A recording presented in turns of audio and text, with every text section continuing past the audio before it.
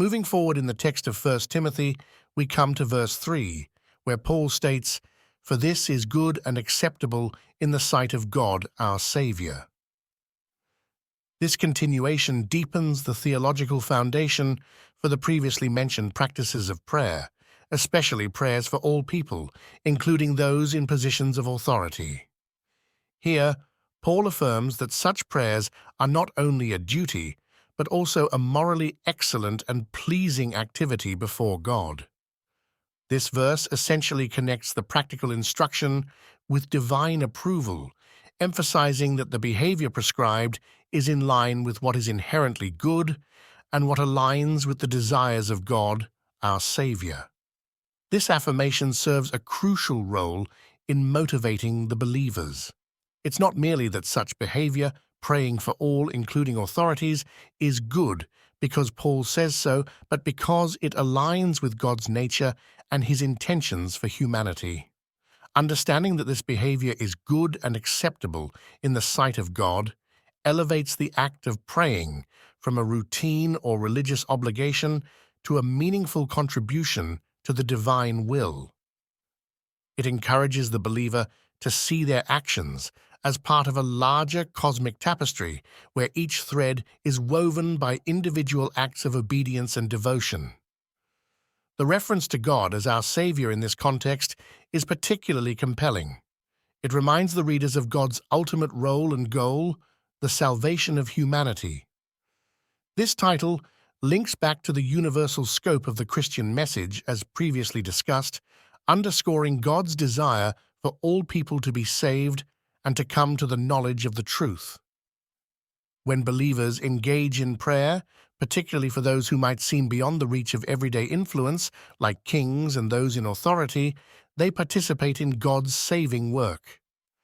This not only has potential impacts on the spiritual realm, but can also lead to changes in the hearts and actions of leaders, potentially influencing policies and governance in ways that further the peace and propagation of the gospel. Moreover, understanding that such actions are pleasing to God can serve as a powerful antidote to disillusionment or fatigue with the political process or leaders themselves. It reframes the believer's engagement with society not as an endorsement of particular policies or leaders, but as an act of faith in God's sovereign power to convert and convict, to guide and govern.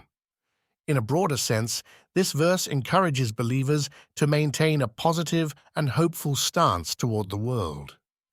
By affirming that such prayers are good and acceptable, Paul is also implicitly encouraging a view of the world not solely as a dark place to be shunned or feared, but as a creation under God's authority, where His will can be manifested through the prayers and actions of His people.